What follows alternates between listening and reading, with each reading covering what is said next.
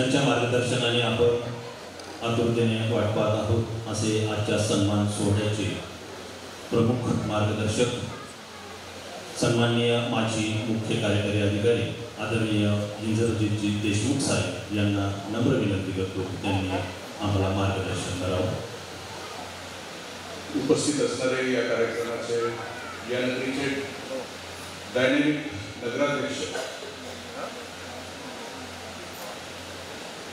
या कार्यक्रमासाठी उपस्थित असणारे आदरणीय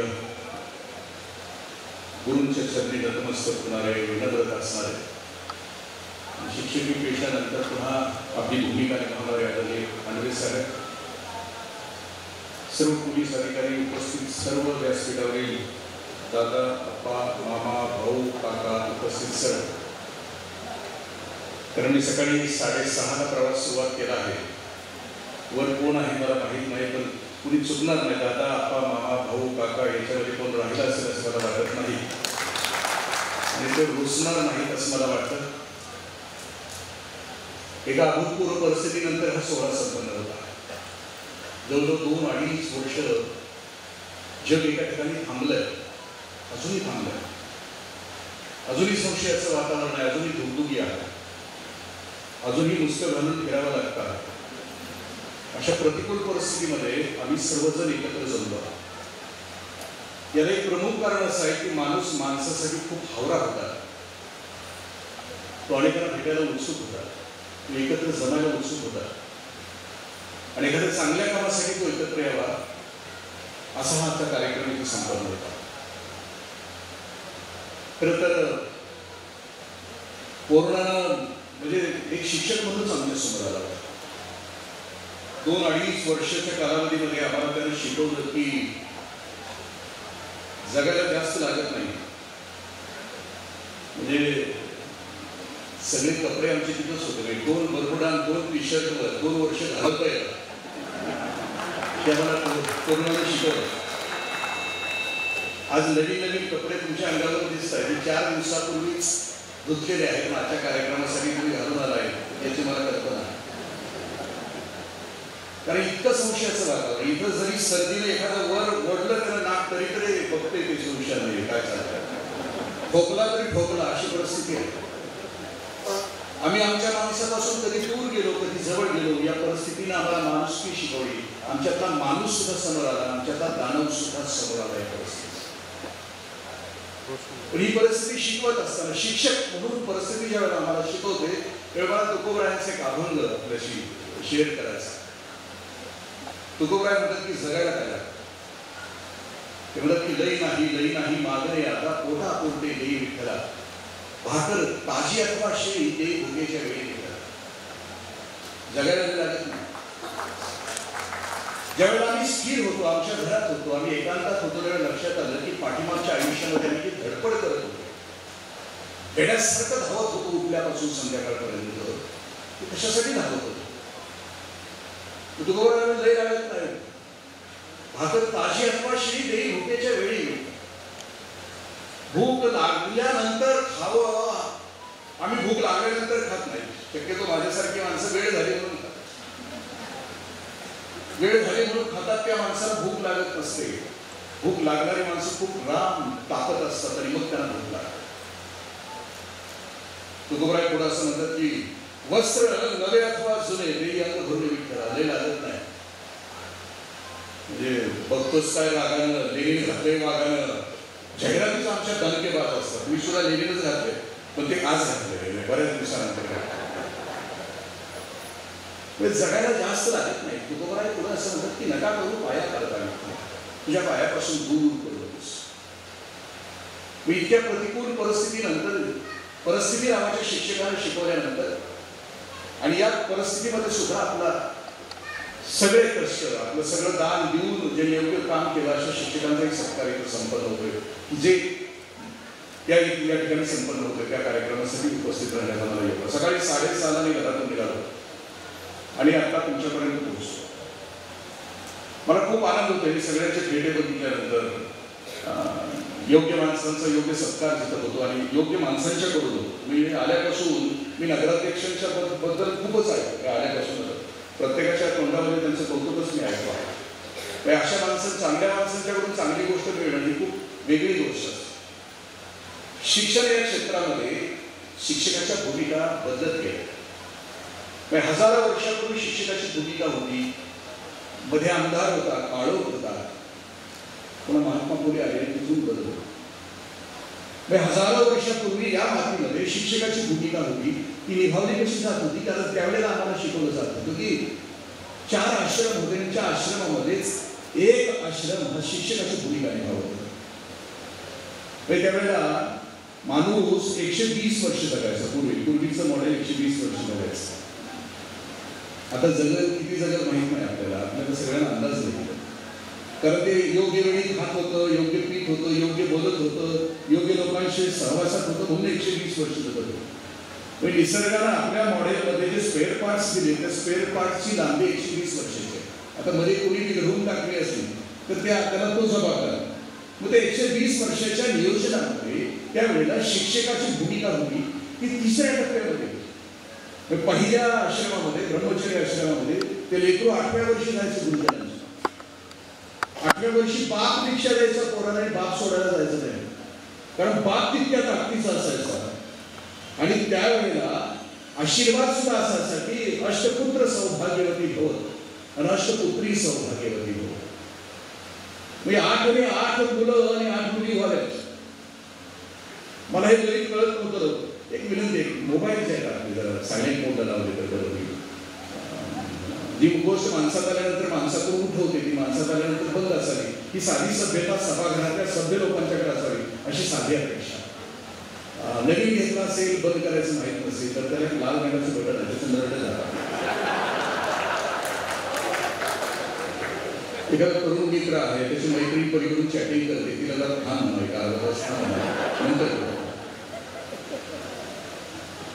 मी म्हटलं की त्या 8व्या वर्षी तो जायचं लेकरू 24 वर्षापर्यंत त्या गुरुदेवांच्याकडे जायचं. 8 मुलं आणि 8 मुली असायच्या. मी विचार करतो की 8च का आपला 10 दशपुत्र सौभाग्यवती हो किंवा दशपुत्री 10 का नाही. मग मी अलीकडच्या शिक्षण शास्त्रामध्ये अनेक शिक्षण तज्ञांचं मत वाचत असताना गार्डनर नावाचा जो शिक्षण तज्ञ आहे तो असं म्हणतो की माणसाच्या मेंदूमध्ये ठळक अशा प्रकारच्या 8 बुद्धिमत्ता आहेत. साहित्य, संगीत, कला, क्रीडा, नाट्य आणि एक नगरसेवक, असं 8 क्षेत्रामध्ये 8 ताकदी, 8 बावळ आणि 8 बाळा असतात. 8 मुलं आणि 8 मुली असाव्या त्या घरामध्ये की त्यावेळेला होतं. आता कारभार पण तेच होतं. मग ते लेकरू आहे ते जायचं आणि 8व्या वर्षी जायचं आणि डायरेक्ट 24व्या वर्षी परत यायचं. सुट्टी नसायची.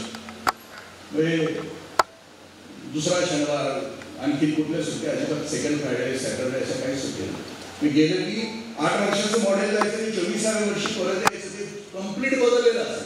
आई वडिलांना सुद्धा बऱ्याच वेळेला कळायचं नाही की हे आलंय ते बरोबर आहे का, म्हणजे इतकं चेंज झालेलं असतं. कारण मध्ये आले कोणाला भेटायची संदेश नसायची. पण आपल्याकडे तसं नसतंय. म्हणजे बाळ्या एकदा घरी आला आणि घरीच होता आणि गुरुजी त्याला, आता पटनवंदीचा कालावधी होता, हे काका घरी आला तो बरोबर गुरुजी त्याला आले. आजोबा म्हणजे हे बाळ्या, अरे गुरुजी आले, लपून बस. आलाय का आजचे दिवस शाळा चुकवली लपून बस. ते बाळ्या आपल्या आजोबांना म्हणते, आजोबा तुम्हीच लपून बसा, तुम्ही गेलाय तुम्ही सांगून घरी आला. म्हणजे 8व्या वर्षी जाणारे बाळ 24व्या वर्षी परत यायचं. चेंज झालेलं असायचं मॉडेल. 24व्या वर्षी घरी आल्यानंतर ते जगण्याच्या लायकीचं झालेलं असायचं. 64 कलापैकी एखादी कला तो संपन्न करून घरी यायचं. म्हणजे आता शिक्षण म्हणजे नोकरीचं साधन एवढा जर आम्ही शिक्षणाचा अर्थ घेतला तर लक्षात येतं की आम्हाला आणखी शिक्षणामध्ये काय प्रेरणा अपेक्षित आहे. जर तो परत येत होता 48 वर्षाचा संसार करण्याच्या लायकीचा तो बनत होता. तो कुणाच्या पुढे लाचार होत नव्हता. तो कुणाचा जयजयकार करत नव्हता. तो स्वाभिमानी होऊन पुढची 48 वर्ष उत्कृष्ट संसार करायचा आपल्याला असलेल्या स्किलच्या द्वारे. पुढची 48 वर्ष संसार केल्यानंतर आता त्याची जबाबदारी. मग आता तो शिक्षक नसतो. तर पहिल्या 24 वर्षामध्ये तो स्वतः बळकट व्हायचा. दुसऱ्या 48 वर्षामध्ये तो कुटुंबाची जबाबदारी संपवायचा आणि आता मात्र समाजासाठी तो बाहेर पडायचा. आणि जिथं आश्रम व्यवस्था असायची तिथं पुढची 24 वर्ष पहिल्या 72 वर्षामध्ये जो स्वतःला अनुभव आला तो अनुभव पुढच्या पिढीला तो वाटायचा. म्हणजे 72 वर्षानंतर तो पुढच्या पिढीला 24 वर्ष वाटायचा. तो शिक्षक असायचा. म्हणजे वानप्रस्थाश्रमामध्ये तो जो कोणी व्यक्ती असेल त्याला जो अनुभव शब्दाचा अर्थ असा की अनुभवाधिक भव, अनु म्हणजे सूक्ष्म आणि भव म्हणजे ज्ञान. जगत असताना व्यक्ती, परिस्थिती आणि घटना यांच्या संयोगाने आमच्या आतमध्ये जो केमिकल लोचा होतो, जो बदल होतो, तो बदल पुढच्या पिढीला द्यायचा असतो. म्हणजे मावळणारा सूर्य उगवणाऱ्या सूर्याला आपली दौलत देऊन मग पुन्हा संन्यासाश्रमामध्ये द्यायचा. 24 वर्ष रात्रंदिवस तो शिकवायचा. म्हणजे त्या शिक्षण पद्धतीमध्ये उद्गामी शिक्षण पद्धती, अवगामी शिक्षण पद्धती असं नव्हतं. सोप्याकडून अवघडाकडे, अवघडाकडून सोप्याकडे अशी ती व्यवस्था नव्हती. काळ बदलला, हजारो वर्षाचा अंधार, मध्ये दीडकी पावकी एवढं शिकवलं जायचं, व्यवहारापुरतं शिकवलं जायचं नव्हतं. आणि मग महात्मा फुले आले आणि मग इंग्रजाचं पोरगा, इंग्लंडच्या राणीचं पोरगा आला आणि त्या पोराला महात्मा फुले असं म्हणतात की तू आमच्या देशामध्ये सगळं दिलंस, आघाडी दिलीस, तार दिलंस, पोस्ट दिलंस, पण माझ्या 33 कोटी लोकांना शिकवण्याची व्यवस्था नाही केलीस. ते इंग्रज त्या पंचम जॉर्ज पोराला महात्मा फुले सांगतात की जाऊन तुझ्या आईला विचार की भारतातल्या 33 कोटी लोकांना शिकवण्याची व्यवस्था कधी करणार आहेस. आणि महात्मा फुलेंच्या त्या प्रश्नानंतर, त्यांच्या धडपडीनंतर मग ही शिक्षणाची व्यवस्था सुरू झाली आणि ते आता आमच्यापर्यंत पोहोचली. आता तर शिक्षणाच्या बाबतीत आणखी बदल घडत आहे. मी आपल्याशी एक पुस्तक शेअर करेन. म्हणजे ज्यांना चुकून पुस्तक वाचायची सवय आहे, व्हॉट्सअप युनिव्हर्सिटी खूप प्रबोधन करते, आता मान्य आहे मला, पण व्हॉट्सअप आणि फेसबुक युनिव्हर्सिटीच्या पलीकडं सुद्धा त्या पुस्तकामध्ये इवान हरारे नावाचा लेखक आहे. त्यानं होमो सेपियन होमो डियस लिहिलेलं आहे आणि 21व्या शतकासाठी 21 सूत्र त्यांनी सांगितलं. त्याच्यामध्ये शिक्षणामध्ये बदल काय होणार आहे आणि त्या बदलासाठी शिक्षकाला आता तयार काय व्हावं लागणार आहे याच्याविषयीचं चिंतन आहे. जसं आता आम्ही ऑनलाईन शिक्षणासाठी सगळेजण धडपडतो. ऑनलाईन शिक्षणाच्या नकारात्मक बाजू कोणत्या आहेत, सकारात्मक बाजू कोणत्या आहेत, धडपड कोणती आहे, इन्फ्रास्ट्रक्चर आहे नाही. कारण या देशामध्ये 3 वर्ग आहे रे, नाही रे आणि अजिबात नाही रे. म्हणजे काही लोक असे की अति खाऊन मारतात, माझ्यासारखी पोट फुगून मारतात. अशी काही लोक आहेत त्या देशामध्ये खायला न मिळाल्यामुळे मारतात. आणि मधले लोक आहेत की या दोघांना शिव्या देत मारतात. अशा या समाजाच्या व्यवस्थेमध्ये आम्हाला ज्यावेळेला ऑनलाईन आम्ही ज्यावेळेला पुन्हा प्रगतीच्या दिशेने शिक्षणाला घेऊन जातो त्यावेळेला पुन्हा आणखी भविष्यामध्ये शिक्षणाचा रोल काय असणार आहे त्याचं चिंतन त्याच्यामध्ये केलं आहे. शिक्षण व्यवस्थेमध्ये आणखी एक नवीन प्रयोग दिल्लीमध्ये आहे. तो प्रयोगाच्या पाठीमागची थीम आपल्याशी शेअर करतो. आणखी पुढच्या 2 गोष्टी आपल्याशी.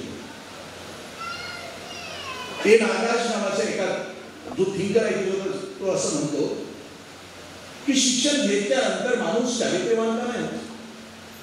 तो शिक्षण घेतल्यानंतर तो भ्रष्टाचारी का होतो. तो शिक्षण घेतल्यानंतर बायकोला का मारतो. तो शिक्षण घेतल्यानंतर द्वेष का करतो, द्वेषमत्सर का करतो, तो द्वेषमुक्त का नाही जगत. म्हणजे शिक्षणातून बाहेर पडलेला माणूस हा अख्खा माणूस म्हणून का नाही पडत, तो मॅच्युअर का नाही होत. मग त्यांनी जो विचार केला त्या सिद्धांताचं नाव आहे मध्यस्थ जीवन सह अस्तित्ववाद. आणि त्याचा पहिला थोडासा सिलेबस दिल्लीला सुरू झाला की 1ली-2री पासून लेकराच्या अंतःकरणामध्ये जो घडतोय, जे काही घडतात, शिक्षण फक्त नोकरी देणारा साधन न होता तो आता विकसित होणारा एक माणूस असेल.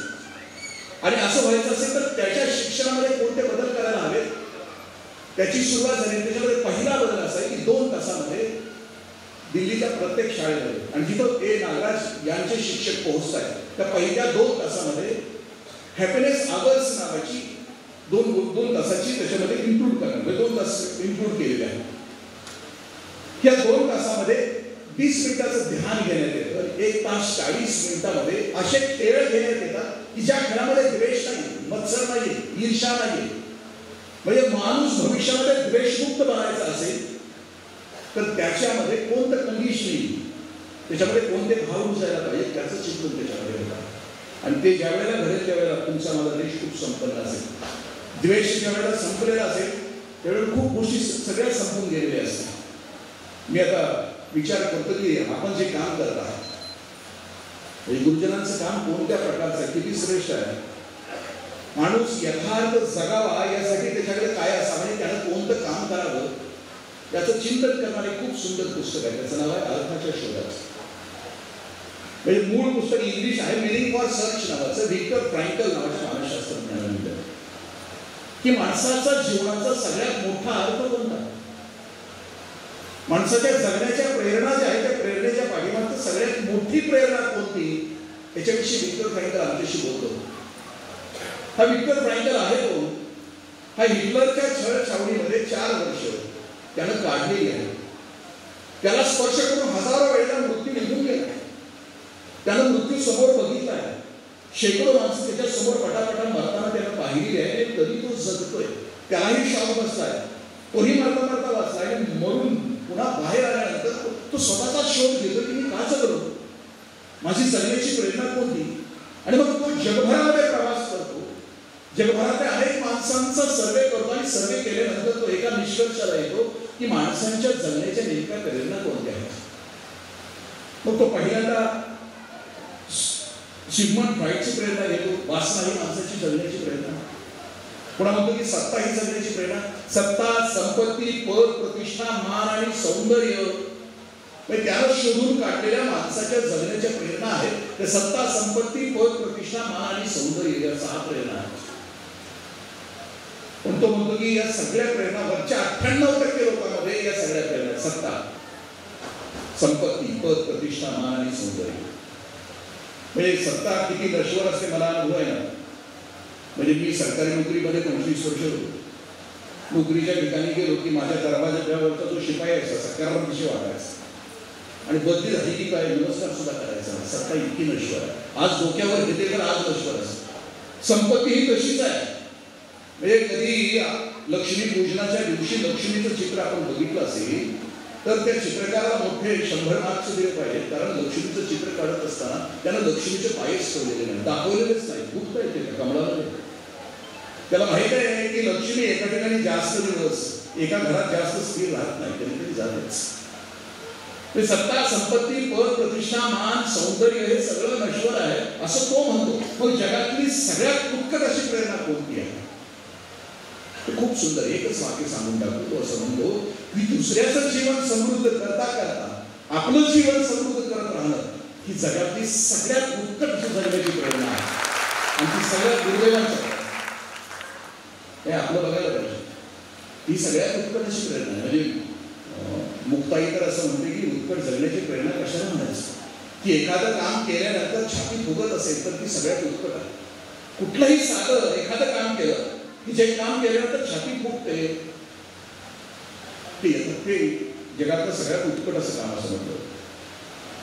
तर गुरुजनांचा विचार केला की दान असतं, अनेक प्रकारचं दान असतं. गुरुदेवांच्या हातून जे दान होतं ते उत्कृष्ट प्रकारचं दान होत असतं. माझं युट्यूबवरचं पसायदानावरचं जर व्याख्यान ऐकलं असेल तर त्यांनी पसायदानाची व्याख्या सांगितली, पण मी दानाची व्याख्या, दान कोणत्या प्रकारचं असतं आणि गुरुदेवांचं दान कोणतं असतं. म्हणजे पसायदान त्याला म्हटलं जातं की स्वतःसाठी मागितली जाते ती भीक, कुटुंबासाठी मागितली जाते ती भिक्षा, समाजासाठी मागितलं जातं ते दान आणि अवघ्या विश्वाच्या कल्याणासाठी मागितलं जातं ते पसायदान, ते पसायदान, ते पसायदान. मग गुरुदेव जे दान करतात अखंड आयुष्यभर दान करतात. दान कोणतं या जगामध्ये दान सर्वश्रेष्ठ कोणतं दान असतं. 4th क्लास दान, कुरकुरत केलेलं दान. आम्हीच धावलो प्रत्येक वेळेला पावती भरायला, दुसरं कुणी नव्हतं. आम्ही प्रत्येक वेळेला पावती भरायची का. ह्या गणेश मंडळाने कशा वर्गाने गोळा केल्या नसतील असं माझं मत आहे आणि म्हणूनच ते इथं आहे असं मला वाटतं. म्हणून त्यांचा सन्मान योग्य आहे. वर्गणीवर ते नाही केलं, सन्मानाने केलं. 3rd क्लास दान 10 रुपयाची गरज असताना 5 रुपये दे. दान करण्याची दालत आहे 10 रुपयाची. आला याच्या समोर तो मागतोय 10 रुपये पण हे 5 रुपये देते आणि गप्प बसतोय सुमकुंडरी, जास्त बोलत नाही, शांत बसतोय. 3rd क्लास दान. 2nd क्लास दान देत असताना 2 नंबरच्या दाराला असं म्हटलं की दान देत असताना नाव नका लिहू, नाव नका सांगू, गुप्त करा. उत्तर भारतामध्ये एक मुस्लिम सुफी संत होऊन गेले, रहमान खान नावाचे. खूप ईश्वराने त्याला दिली दौलत आणि रोज सकाळी 1 तास दान करायचे. डोळ्याला पट्टी बांधायची, मान खाली घालायची, याच्या समोर आला की मान खाली गर्दन झुकायला पट्टी बांधतात आला होतो. तुलसीदासांनी पत्र लिहून विचारलं, रहमान खान म्हणाला, रहमान दान तो देता है मगर गर्दन क्यों झुकाता है? रहमान खान का असं म्हणतात की अरे मैं कहून मी कोण आहे दान देणारा? देणार कोई और है, देणारा कोणीतरी वेगळा आहे आणि म्हणून मी देतो आहे. रहमान खान का असं म्हणतात की मी त्या याचिकाला दान देत असताना मी माझ्या नजरेनं त्याला बघितलं की मी याला दान दिलं आहे, तर माझा अहंकार माझ्यामध्ये अहंकार निर्माण होईल आणि उद्या तो जर माझ्या समोर आलं तर त्याची मान खाली असेल आणि मी अहंकारानं ताक असेल. असलं दान तर योग्य दान असतं. मग मी गटविकास अधिकारी म्हणून काही वर्ष काम करतो. मला कॉन्ट्रॅक्टर भेटायला यायचे. त्या कोण शिलेवर तुमचं नाव देऊ का? कोण शिला? आमची कुठंतरी स्मशानभूमीमध्ये आमची छोटी छोटी कामं, स्टेज छोटी छोटी कामं, त्याच्या खाली ते कोण शिला असतं ना, कोण शिलेवर नाव असतं. आणि मी काही कॉन्ट्रॅक्टर आलो मला विचारायला की मी म्हणायचो नको लिहू बाबा त्याच्यावर. तो म्हणायचा का नको लिहू? मी त्याला म्हणायचो की अरे ते कोण शिला अगोदर तुमच्या सगळ्यात खाली असतात. आता कुत्र्याला कळत नाही नेमकं हे इंग्रजी देशमुखचं नाव आहे. जिवंतपणी आपल्याच नावावर कुत्र्यानं कार्यक्रम करावा इतकं काय वाईट केलंय आपण म्हणून म्हणायचं की नको रे बाबा. सेकंड क्लास दान देत असताना नाव नका. आणि एक नंबरचं दान ते दान आहे की जे दान दिल्यानंतर एखाद्याचं आयुष्य उभं आहे, जे दान दिल्यानंतर एखाद्याच्या घरामध्ये दिवा लागतो, एखादं कुटुंब उभं राहतं. आणि हे सौभाग्य फक्त शिक्षकांच्या वाट्याला आहे, दुसऱ्या कोणीच. अखंड आयुष्यभर 35 वर्षाची सेवा असेल तर 40 पोरं समोर जर असतील तर 40 गुणिले 35. आणि माझे ज्या ताई आहेत त्यांच्या आयुष्यामध्ये तर भाग्यवान यशोदा होण्याबरोबर म्हणजे देवकी होण्याबरोबर यशोदा होण्याचं भाग्य तुम्हाला लागलं. एकटाच कान्हा म्हणजे उभा करत असताना किती कष्ट पडतात, पण तुम्ही दरवर्षी 40 काने घेता वेगवेगळ्या घरात. हे भाग्य आहे, अनंत जन्माचं भाग्य आहे. म्हणून तुमच्या समोर 35 वर्षात 1400 लेकरं येतात वेगवेगळ्या घरातली आणि 1400 घरामध्ये तुम्ही देवाचं काम करत असता. सर्वश्रेष्ठ दान करत असतात ते दान. समारोपाला येत असताना 2-3 गोष्टी शेअर करतो की एक राष्ट्रपती शिक्षकाचे राष्ट्रपती झाले म्हणून आम्ही त्यांची शिक्षक जयंती साजरी करतो. पण या देशामध्ये एक राष्ट्रपती असे होते की राष्ट्रपती पद सोडल्यानंतर त्यांनी शिक्षकाचं काम केलं. Doctor APJ Abdul Kalam. आणि त्यांच्या वाट्याला सौभाग्य इथे होतं. त्या स्थिर पक्षाचे दोन्ही पंख चोच आणि शेपूट जमिनीला समांतर आहे आणि म्हणून तो स्थिर आहे. पण जो पक्षी डाव्या बाजूला उडतो ना त्याला डाव्या बाजूचं पंख खाली केलं. पण जो पक्षी उजव्या बाजूला उडतो ना त्याला उजव्या बाजूचं पंख उडतो. आणि मग गुरुजी म्हटले की कळलं. आणि मग म्हणजे कळलं आणि कळल्यानंतर जगाला स्पेस देणारा शास्त्रज्ञ महान माणूस त्या बीचवरची प्रेरणा एक गुरुजन एक शब्द गोळी. आणि शेवटचं आम्ही एकच फक्त बोलतो का गुरुदेव होत असताना बापाची हाक आणि बापाचा भाग आणि आईची हाक असायचं. चांगल्या शिक्षकाचं लक्षणामध्ये एक उत्कृष्ट लक्षण देण्यासाठी शिक्षक कसा असावा त्याच्याकडं बापाचा धाक असावा आणि आईची हाक असेल. श्रीमा माटेसर 9वीच्या वर्गामध्ये शिकवत होते. ठरल्याप्रमाणे प्रत्येक ओळीत फिरून शिकवत होते. त्यांच्या लक्षात आलं की 9वीतलं एक बाळ त्याच्या कपड्याला सैनचा वास येतो. म्हणजे आपल्याकडे तर ते आले बाहेर पडताना ते मारते. ते खरं तरी इंग्लंडमध्ये आहे. तिकडं थंड हवेच्या प्रदेशामध्ये तिथली माणसं आंघोळ करत नाहीत 8-8 दिवस. आणि म्हणून ते कुणासाठी मारतंय माहीत नाही. दुसऱ्यावर इम्प्रेशन मारायचं हरकत नाही. ज्याचा त्याचा प्रश्न तर तो मुलाचं लक्षात आलं की एका मुलाच्या शरीराला त्याच्या अंगाला अत्तराचा वास आहे.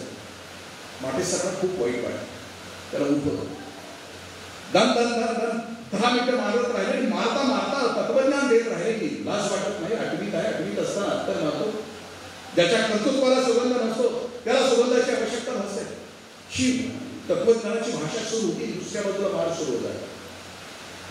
मार संपला. पाटेसर म्हणतात मी पुस्तक हातामध्ये घेतलं आणि शिकवायला लागलो. शेजारचा मुलगा उठला तो म्हटला की सर त्याला मारायला नको होतं. ते म्हणजे अरे अगदीच असताना जर अत्तर लावेल तर पुढे गेल्यानंतर काय करेल. तो मित्र म्हणला की सर त्याची आई आजारी असेल, तुझ्या बहिणीला पाय नाही असेल, तू रात्रभर उदबत्तीच्या कारखान्यामध्ये उदबत्त्या बोल आणि त्याला रात्रभर उदबत्त्या वळल्याशिवाय त्याच्या घरची चूल पेटत नाही. सर त्याच्या शरीराला तो वास येतो, त्यानं जे अत्तर स्वतःवर घेतलंय ते शायनिंग म्हणून नव्हे, दुसऱ्यावर इम्प्रेशन मारण्यासाठी नव्हे सर, ते त्याच्या कष्टाचा. पाटेसर असं लिहितात की माझ्या हातात पुस्तक गळून पडलं, मी धावत गेलो त्या लेकराकडे, त्याला गच्च मिठी मारली आणि त्याच्या मस्तकावर अश्रूंचा अभिषेक. मगाशी त्याला मारत असताना बापाचा धाक होता की लेकरू चुकून त्याचं पाऊल वाकडं पडू नये, बापाचा धाक होता. आणि आता गच्च मिठी मारून त्याच्या मस्तकावर अश्रूंचा अभिषेक होता की आईची हात होती, कारण चुकीच्या वेळेला तर लेकरू बिघडेल म्हणून या दशसूत्रीतून जात असतात. माझ्या रयत शिक्षण संस्थेची गुरुवारी समोर आहे. मी रयत शिक्षण संस्थेमध्ये शिकलो. माझं सगळं म्हणजे आमच्या घराचं सगळं आयुष्य, म्हणजे मी त्या घरात जन्माला आलो की ज्या घरामध्ये कर्मवीरांना सलग 20 वर्षे होते. माझ्या वडिलांनी 72 एकर जमीन रयत शिक्षण संस्थेला दान दिली. मी त्या घरात जन्माला आलो की अण्णा माझ्या घरी आले की माझे चुलते नास्तिक होते आणि वडील आस्तिक होते. अण्णा माझ्या घरी आले, कर्मवीर अण्णा माझ्या घरी आले की माझे वडील आणि चुलते अण्णाला घ्यायचे घरात आणि आंघोळ करायचे. अण्णा म्हणायला तुम्ही दोघे येडायला काय, मला कसं आंघोळ करायचं. माझे चुलते म्हणायचे अण्णा या जगात देव आहे का नाही, पण गोरगरिबाची लेकरं शिकावी म्हणून उन्हातानात हिंडणारा खरा विठ्ठल आमच्या समोर, आम्ही त्याला अभिषेक करतो. गुरुदेवाला तुम्ही त्यांचे वारसदार आहात, तुम्ही त्या सावित्रीबाईंचे वारसदार आहात. खूप मोठी ताकद. ज्यावेळेला आपण वारसदार म्हणून पुढच्या पिढीचा वसा घेतो ना, त्यावेळेला या लोकांची म्हणजे मगाशी एक गुरुदेव खूप छान म्हणते की या लोकांची जबाबदारी म्हणजे या महापुरुषांची जबाबदारी आहे की शिक्षण आमच्यापर्यंत पोहोचवलं. आम्ही कधीतरी चिंतन करू, आम्ही विचार करू की आम्ही ज्यावेळेला या खुर्चीपर्यंत आलो त्यावेळेला आम्हाला जो भोग भोगावे लागले, जे त्रास सोसावे लागले, ते त्रास माझ्या पुढ्यातल्या लेकराला भोगावे लागू नये म्हणून मी दिवसाची रात्र करेन, रात्रीचा दिवस करेन आणि माझ्या पुढच्या लेकरांना मी अनुभव द्यायचे ते देत राहील. शिखर देणगी आहे. 2 सूत्र अजून आमच्यासाठी बाकी आहे. माझ्या अण्णांचं सूत्र अजून एक बाकी आहे. अण्णांचं एक स्वप्न होतं, कर्मवीर अण्णांचं स्वप्न होतं. आज मी ज्या कराड तालुक्यामध्ये राहतो, कराड तालुक्याच्या पलीकडे डोंगराचा भाग आहे. हा 7वी नंतर लेकरं मुली आता शिकायला पाहिजे. 17 वर्षाची 18 वर्षाची पोरगी झाली की लग्न होतं, 19व्या वर्षी तिच्या मांडीवर बाळ येतं आणि मग आत्मा तिळ तुटतो की माझी मुलगी 25 वर्षापर्यंत तिचं आयुष्य जगू शकते, पण दारिद्र्यानं तिचंच असलेलं त्या घरामध्ये लेकरू 18 वर्षानंतर शिकू शकत. जी महापुरुषांनी स्वप्न बघितली त्या स्वप्नामध्ये एक अर्थ होता की शेवटची मुलगी या महाराष्ट्रातली या सगळ्या भारतातली शिकली पाहिजे. कर्मवीर अण्णांच्या चरित्रात एक खूप सुंदर आहे की आम्हाला अजून किती पल्ला गाठायचा शिक्षणाला, शिक्षक त्या नात्यानं किंवा या पवित्र क्षेत्रामध्ये काम करत असताना अजून किती योगदान द्यायचं आम्हाला, तो पल्ला आमच्या लक्षात आल्यानंतर पुढची झेप काय असेल आमच्या आयुष्यातली ती आम्हाला ठरवता येईल. कर्मवीर अण्णांच्या आयुष्यात एक किस्सा आहे. आपण वारणेचा वाघ नावाची कादंबरी वाचली असते, तर चित्रपट होईल. आदरणीय अण्णाभाऊ साठेंच्या कादंबरी आपण वाचली असते. त्यात वारणेचा वाघ नावाचे सत्यापा भोसले नावाचा एक कॅरेक्टर आहे. त्याच्यामध्ये ते कुंभोजचं अण्णांच्या घरचं आणि ते वारणेच्या खोऱ्यामध्ये राहायचे. सत्यापा भोसले श्रीमंताला लुटायचे, गरिबाला दौलत वाटायचे. एखाद्या आपल्यावर कोणी अत्याचार केला तर त्याचा खून करायचे आणि मग या मांडलेल्या भावाला त्या वारणा परिसरातल्या आया बहिणी डोक्यावर पाठी घेऊन भाकरी घेऊन जायच्या आणि त्याचा सांभाळ करायचा. इंग्रजांनी सत्यापा भोसलेला पकडलं आणि इस्लामपूरच्या कोर्टामध्ये सत्यापा भोसलेंच्यावर केस चालू होती. अण्णांना पण कळालं, कर्मवीर अण्णांना कळालं, कर्मवीर अण्णा तिथे पोहोचले. सत्यापा भोसलेला शिक्षा झाली. कोर्टाच्या दारातून बाहेर आले सत्यापा भोसले. वारणा खोऱ्यातून हजारो आया बहिणी सत्यापा भोसलेला बघायला आल्या त्या, कारण या भावानं कुंकू बळकट केलं होतं, मंगळसूत्र बळकट केलं होतं. त्या बाहेर उभारून सत्यापा भोसलेकडे बघत असताना डोळ्याच्या निरंजनानं ओवाळत होते काय. सत्यापा बाहेर आला. हातापायावर काढण्या होत्या, पोलिसांनी पकडलं होतं, बोर होते हातापायावर.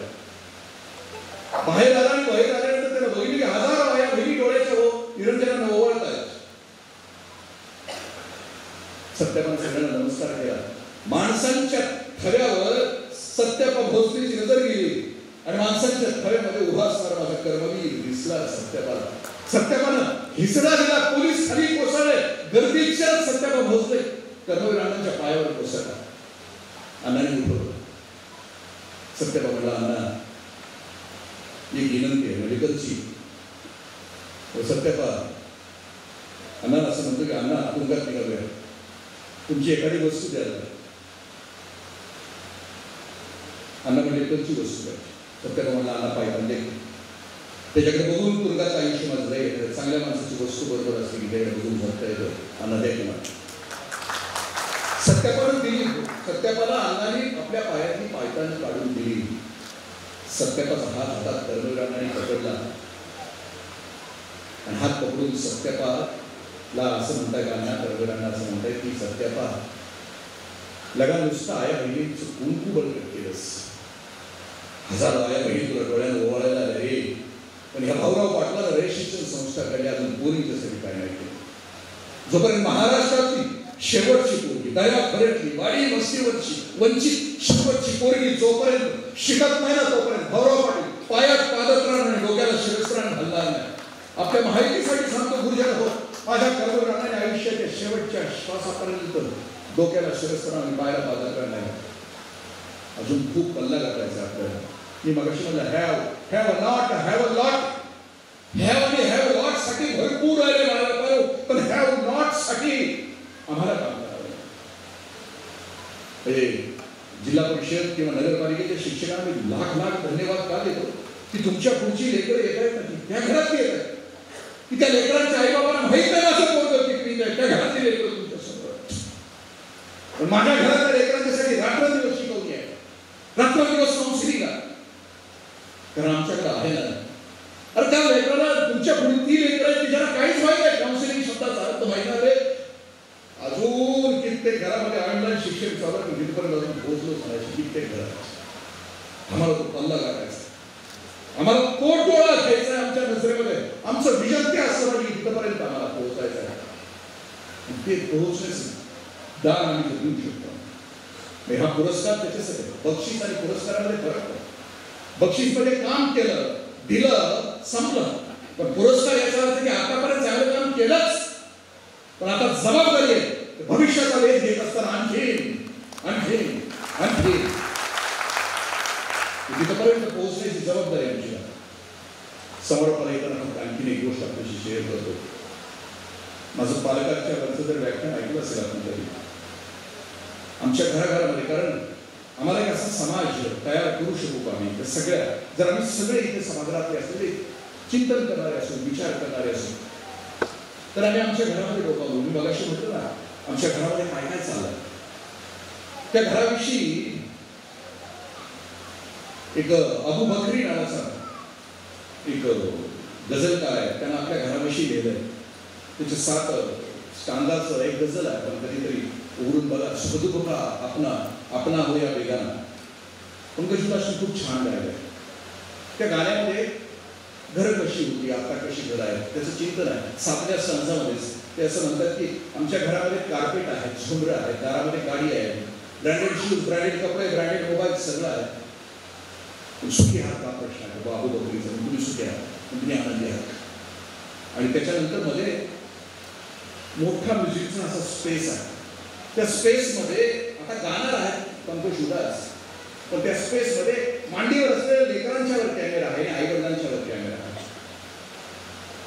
आणि मग सुरू होतोय एक आईबापाची वेदना सुरू होते त्या शेवटच्या स्कंदामध्ये. ते असं म्हणतात की हे आनेवाली नसतो. एक आईबाप या नात्यानं तो गझलकार असं म्हणतो की हे येणाऱ्या पिढ्यानं आम्हाला तुमच्यासाठी एक असं जग तयार करायचं आहे की ज्या रस्त्यावरून तुम्ही जाल त्या रस्त्यावर आम्ही प्रकाशाची बीज पेरलेली असते. त्या स्थिर पक्षाचे दोन्ही पंख चोच आणि शेपूट जमिनीला समांतर आहे आणि म्हणून तो स्थिर आहे. पण जो पक्षी डाव्या बाजूला उडतोय ना त्याला डाव्या बाजूचं पंख खाली केलं, पण जो पक्षी उजव्या बाजूला उडतोय ना त्याला उजव्या बाजूचं पंख केलं. आणि मग गुरुजी म्हटले की कळलं. आणि मग म्हणजे कळलं आणि कळल्यानंतर जगाला स्पेस देणारा शास्त्रज्ञ महान माणूस त्या बीचवरची प्रेरणा, एक गुरुजन, एक शब्द, गोळी गुरु. आणि शेवटचं आणि एकच फक्त बोलतो का, गुरुदेव होत असताना बापाची हाक आणि बापाचा भाक आणि आईची हाक असायचं. चांगल्या शिक्षकाचं लक्षणामध्ये उत्कृष्ट लक्षण देण्यात येईल. शिक्षक कसा असावा, त्याच्याकडं बापाचा धाक असावा आणि आईची हाक असेल. श्रीमा माटे सर 9वीच्या वर्गामध्ये शिकवत होते. ठरल्याप्रमाणे प्रत्येक ओळीत फिरून शिकवत होते. त्यांच्या लक्षात आलं की 9वीतलं एक बाळ, त्याच्या कपड्याला सेंटचा वास येतो. म्हणजे आपल्याकडे तर ते आलं त्या बाहेर पडताना ते मारते. ते खरं तरी इंग्लंडमध्ये आहे. तिकडं थंड हवेच्या प्रदेशामध्ये तिथली माणसं आंघोळ करत नाहीत 8 दिवस. आणि मग ते कुणासाठी मारतंय माहीत नाही. दुसऱ्यावर इम्प्रेशन मारायचं हरकत नाही, ज्याचा त्याचा प्रश्न तो. मुलाचं लक्षात आलं की एका मुलाच्या त्याच्या शरीराला त्याच्या अंगाला अत्तराचा वास येतो.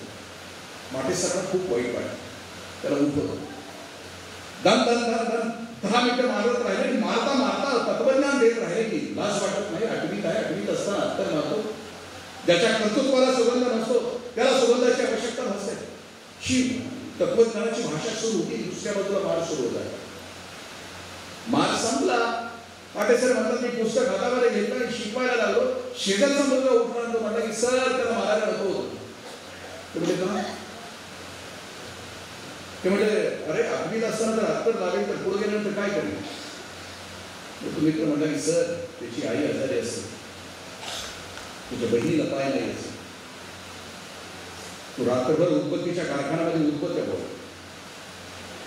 आणि त्याला रात्रभर उदबत्त्या वाढल्याशिवाय त्याच्या घरची चूल पेटत नाही. सर त्याच्या शरीराला तो वास येतो. त्यानं जे अत्तर स्वतःवर घेतलंय ते शायनिंग म्हणून नव्हे, दुसऱ्यावर इम्प्रेशन मारण्यासाठी नव्हे सर, तो त्याच्या कष्टाचा. माटेसर असं लिहितात की माझ्या हातात पुस्तक गळून पडलं. मी धावत गेलो त्या लेकराकडे, त्याला गच्च मिठी मारली आणि त्याच्या मस्तकावर अश्रूंचा अभिषेक. मगाशी त्याला मारत असताना बापाचा धाक होता की लेकरू चुकून त्याचं पाऊल वाकडं पडू नये, बापाचा धाक होता. आणि आता गच्च मिठी मारून त्याच्या मस्तकावर अश्रूंचा अभिषेक होता की आईची हात होती. कारण चुकीच्या वेळेला तर लेकरू बिघडेल या दशसूत्रीतून जात असत. माझ्या रयत शिक्षण संस्थेचे गुरुवारी समोर आहे. मी रयत शिक्षण संस्थेमध्ये शिकलो. माझं सगळं म्हणजे आमच्या घराचं सगळं आयुष्य म्हणजे मी त्या घरात जन्माला आलो की ज्या घरामध्ये कर्मवीरांना सलग 20 वर्षे माझ्या वडिलांनी 72 एकर जमीन रयत शिक्षण संस्थेला दान दिली. मी त्या घरात जन्माला आलो की अण्णा माझ्या घरी आले की माझे चुलते नास्तिक होते आणि वडील आस्तिक होते. अण्णा माझ्या घरी आले, कर्मवीर अण्णा माझ्या घरी आले की माझे वडील आणि चुलते अण्णाला घ्यायचे घरात आणि आंघोळ करायचे. अण्णा म्हणायला तुम्ही दोघे येडायला काय मला कसं आंघोळ. माझे चुलते म्हणायचे अण्णा या जगात देव व्हायला नाही, पण गोरगरिबाची लेकरं शिकावी म्हणून उन्हातानात हिंडणारा खरा विठ्ठल आमच्या समोर आम्ही त्याला अभिषेक करतो. गुरुदेवाला तुम्ही त्यांचे वारसदार आहात, तुम्ही त्या सावित्रीबाईंचे वारसदार आहात. खूप मोठी ताकद.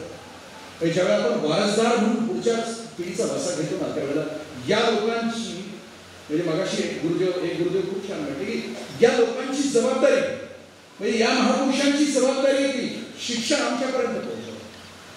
आम्ही कधीतरी चिंतन करू, आम्ही विचार करू की आम्ही ज्यावेळेला या खुर्चीपर्यंत आलो त्यावेळेला आम्हाला जो भोग भोगावे लागले, जे त्रास सोसावे लागले ते त्रास माझ्या पुढ्यातल्या लेकराला भोगावे लागू नये म्हणून मी दिवसाची रात्र करेन, रात्रीचा दिवस करेन आणि माझ्या पुढच्या लेकरांना मी अनुभव द्यायचे ते देत राहील. शिखर तर देणगी आहे. 2 सूत्र अजून आमच्यासाठी बाकी आहे. माझ्या अण्णांचं सूत्र अजून एक बाकी आहे. अण्णांचं एक स्वप्न होतं. कर्मवीर अण्णांचं स्वप्न होतं. आज मी ज्या कराड तालुक्यामध्ये राहतो, कराड तालुक्याच्या पलीकडे डोंगराचा भाग आहे. आज 7वी नंतर लेकरं मुली आता शिकायला पाहिजे. 17 वर्षाची 11 वर्षाची पोरगी झाली की लग्न होत आहे.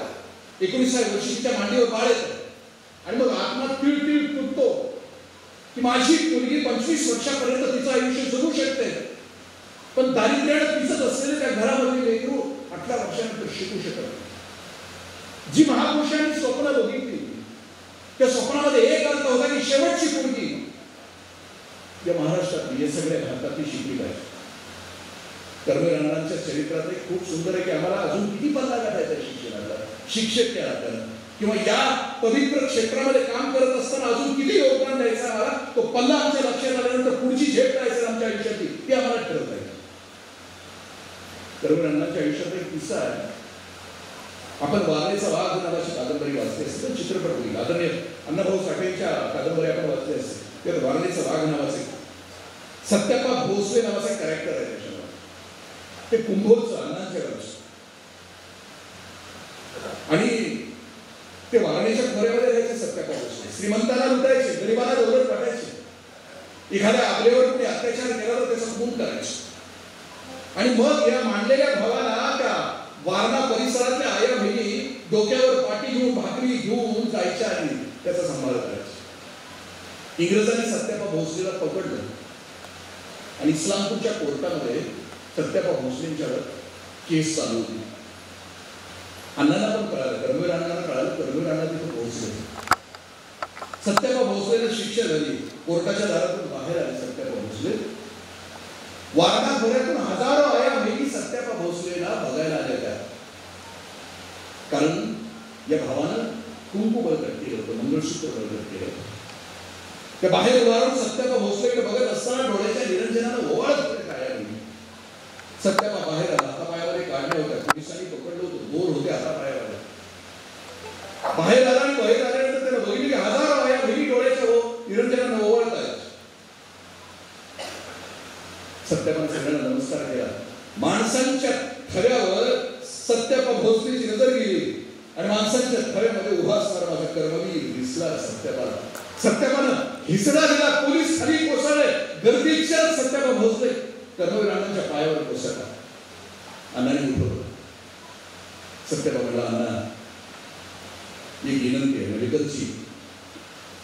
सत्यापा अण्णांना असं म्हणतो की अण्णा तुरुंगात निघालोय, तुमची एखादी वस्तू द्यायला. अण्णा मेडिकलची वस्तू आहे. सत्यापा म्हणला, अण्णा पाहिजे म्हणजे त्याच्याकडे बघून तुरुंगाचं आयुष्य माझं जाईल. चांगल्या माणसाची वस्तू बरोबर असते की त्याकडे बघून भरता येतं. अण्णा द्या की मला.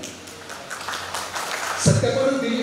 सत्यापाला अण्णांनी आपल्या पायातली पायतान काढून दिली. सत्यापाचा हात हातात कर्मवीर अण्णांनी पकडला आणि हात पकडून सत्यापाला असं म्हणताय का अण्णा, कर्मवीर अण्णा असं म्हणताय की सत्यापा लगा नुसतं आया बहिणीचं कुंकू बळकट केलंस. हजारो आया बहिणी तुला डोळ्यानं ओवाळायला आल्या रे. पण ह्या भाऊराव पाटलाला रे शिक्षण संस्था कडे अजून पोरीच्यासाठी काय नाही केलं.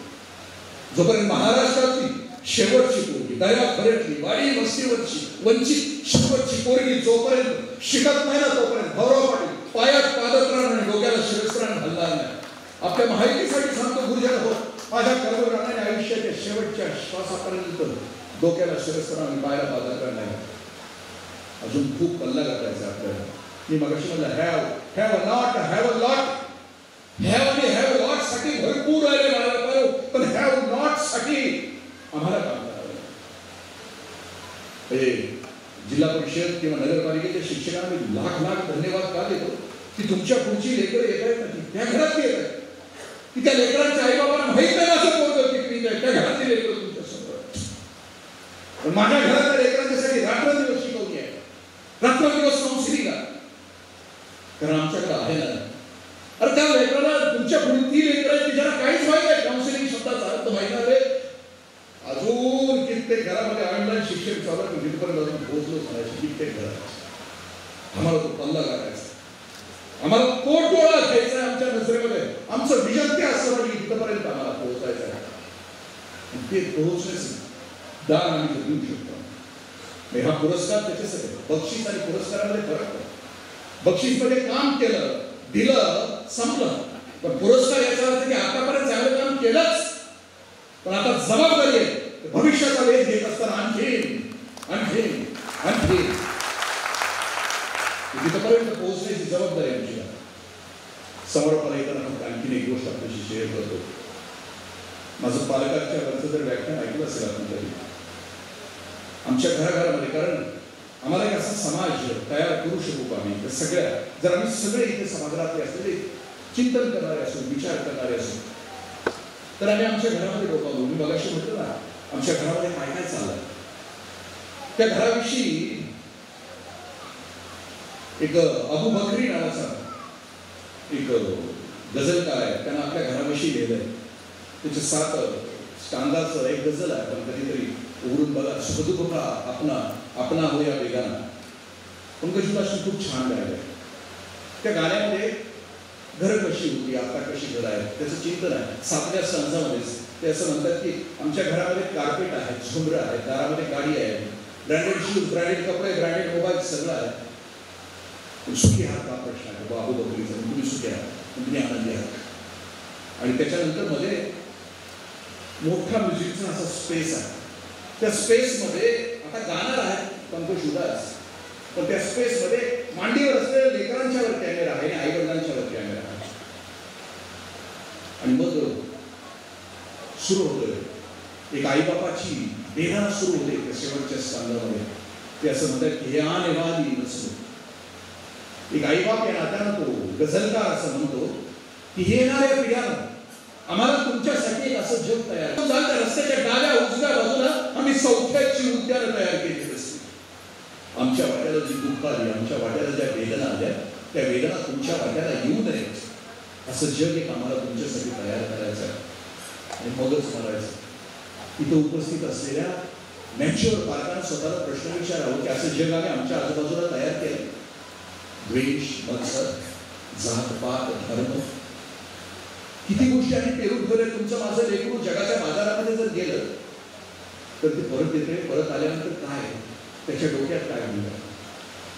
आमच्या सगळ्यांची जबाबदारी आदर्श शिक्षकाबरोबर आदर्श पालक आणि पुढच्या पिढीला आपल्यास त्याच्या जगण्याच्या लायकीचा समाज तयार करून मग खलील जिब्रान असं म्हणतो की माणसानं जन्माला आल्यानंतर आपल्या कर्तबगारीनं या पृथ्वीचा अंत पुढे ढकलायचा असतो. तुमच्या माझ्या लेकरांना जगण्याच्या लायकीचा समाज तयार करणं हे फक्त आदर्श शिक्षकाचं काम नाही तर आदर्श पालकांचं सुद्धा काम आहे. तरच तुमची माझी लेकर भविष्यामध्ये सुखाने जगतील. मला बरोबर बोलण्याची संधी दिली. आपला खूप छळ केला. कारण असं म्हणतं की व्याख्यान 1 तासाचं असावं, कीर्तन 2 तासाचं असावं, सिनेमा 3 तासाचा असावा, तमाशा 4 तासाचा असावा आणि गोंधळ रात्रभर असावा. माझ्या व्याख्यानाचा गोंधळ होऊ नये याची मी काळजी घेतो आहे. तुमच्या घरच्या शिट्ट्या वाजत असतील. आपल्या एवढ्या मोठे वेळेचं दान देऊन आपण इथं आला. महत्वाचा कार्यक्रम आहे. हे नियोजन मला खूप आवडलं. आमच्याकडे अगोदर सत्कार करतात आणि मग भाषण असतात. त्यामुळे शिल्पी कुणीच उरत नाही. स्टेडियम सगळं मोकळं असतं. पण आता पर्यायच आमचा ऐकण्याशिवाय पर्यायच नाही. कारण हितनं घेतली ट्रॉफी की बाहेर फोटो काढण्यासाठी सुचवली. पण लय भारी नगराध्यक्ष साहेब तुमच्या नियोजनाला दाद देतो की माणसं कशी पकडून ठेवावी, 4:30 वाजता गाडीत कशी घालावी, नगरीचं काम कसं व्यवस्थित करावं आणि ह्या कार्यक्रमात ध्यानासंतचं जाणं धरून ठेवावं. त्या तुमच्या कलेला दाद देऊन मला बोलवल्याबद्दल आणि ऐकून घेतल्याबद्दल. खरं तर मी उठून नाही बोललो कारण जवळ 11-12 तासाचा प्रवास आहे आणि बसून बोलत असताना सुद्धा आपण ऐकून घेतो. उभा राहून बोललेले आहे. त्यांची इच्छा आहे की या पुढच्या वेळेला उभा राहील त्यावेळेला मी उभाच राहिलेला असेल. त्यांना आशीर्वाद देऊन धन्यवाद. जय हिंद. धन्यवाद साहेब.